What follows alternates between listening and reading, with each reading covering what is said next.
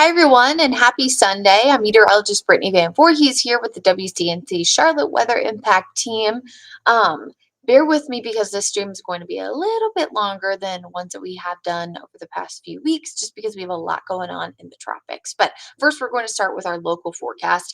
Today looks pretty great. We are partly sunny out there right now. We do have a few low clouds still hanging around out in parts of the area, including Gaston County. We have some cloud cover still on our Dallas tower cam. But overall, partly due mostly cloudy by the end of the day, more sunshine than clouds, especially compared to yesterday. And our overall rain chances are going to be extremely low. So we're not really worried about rain today like we were yesterday.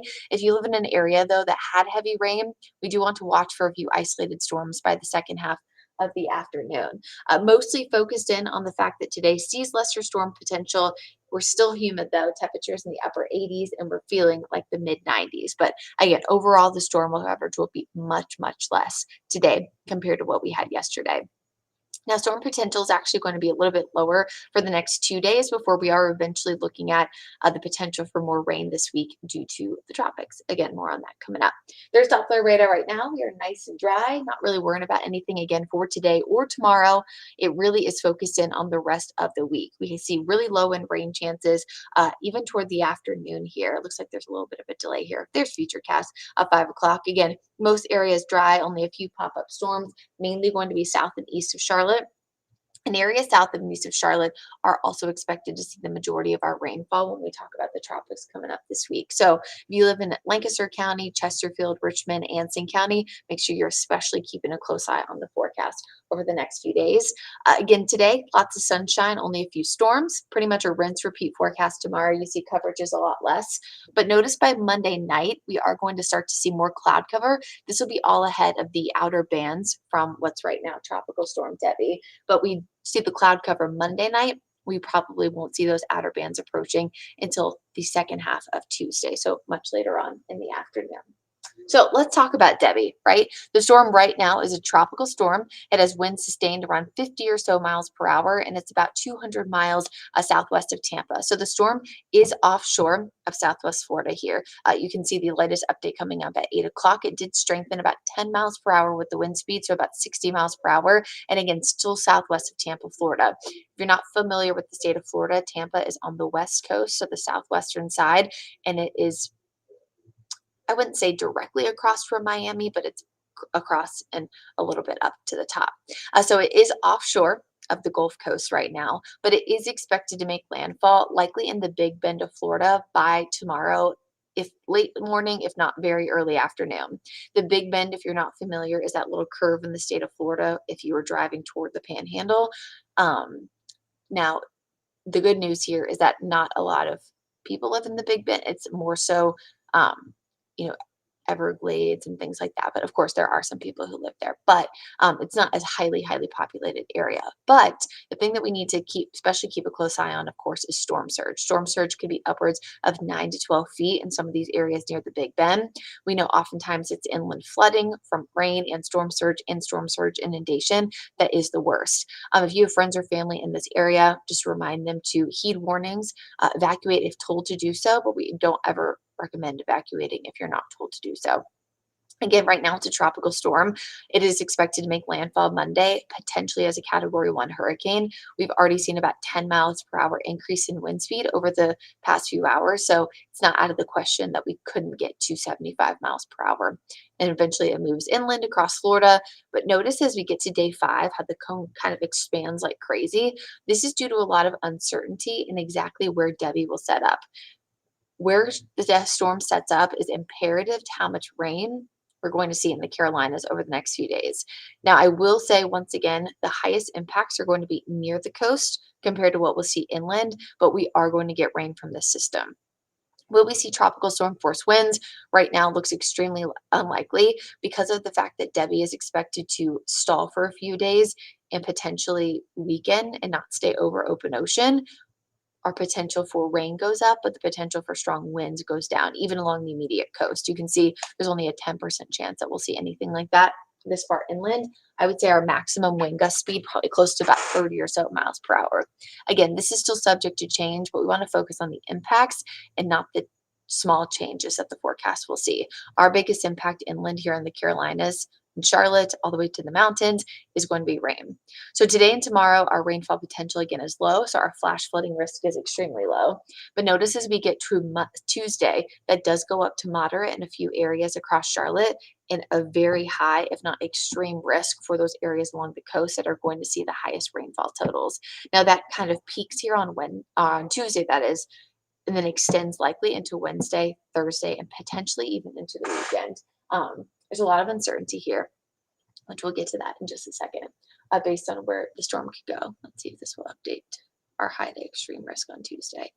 Um, and the reason, of course, why we're focusing so much on not just the storm, but also what the impacts will be near the coast is because, a lot of people have friends and family who live along the Carolina coast, have property, spend a lot of time there. So we want you to be aware.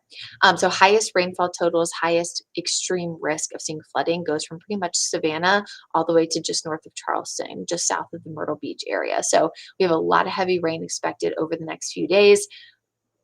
And a lot of it has to do, of course, with Debby and what the storm's going to do.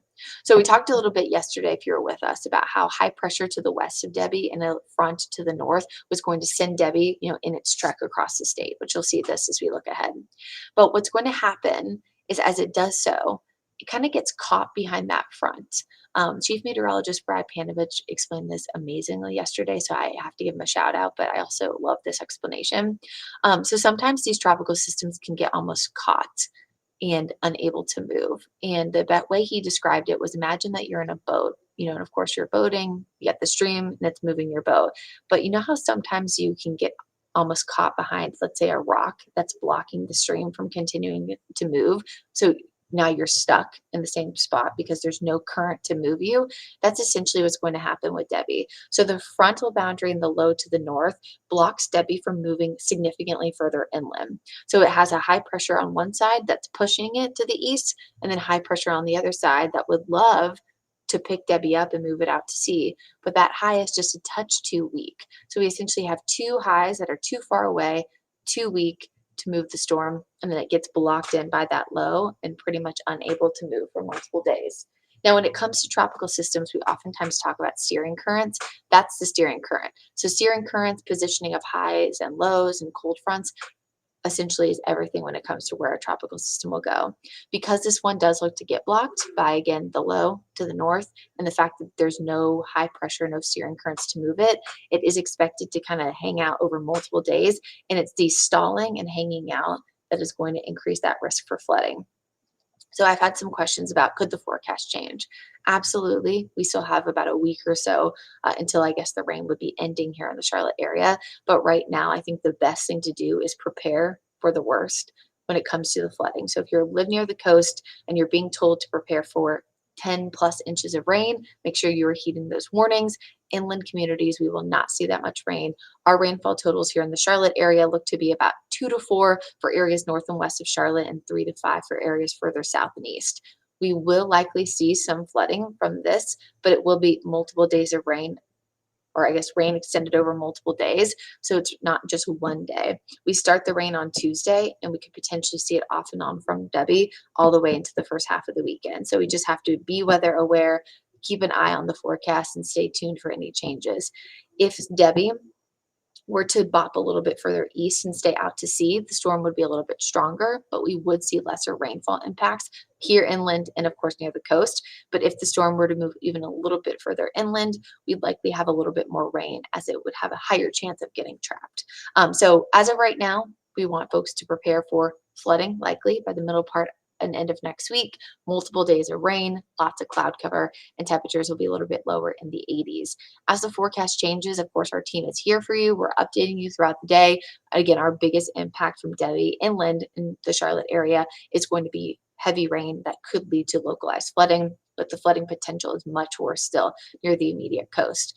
Keep an eye on the forecast. Stay weather aware. We will provide updates, today, tomorrow, throughout the rest of the week with any changes that do happen. But I always say when it comes to these tropical systems, the best thing you can do is just prepare for that rain. And if it ends up being, 3 inches instead of 5, we're saying thank goodness. That's all I have for you today. Again, we have pretty nice weather the next 2 days, so hopefully you're able to get out and enjoy. But we will see more clouds starting as early as Monday night afternoon, evening, and we'll start to see those rain bands likely from Debby as early as Tuesday afternoon. Again, keep an eye on the forecast. Call your friends and family that are in the cone, in the coastal Carolinas, coastal Georgia, down in Florida. Just make sure they have everything that they need. It's all about community when it comes to any of these tropical systems. Have a great rest of your Sunday, and I'll see you back on WCNC Charlotte this week as I'm back on Wednesday. Bye, everybody.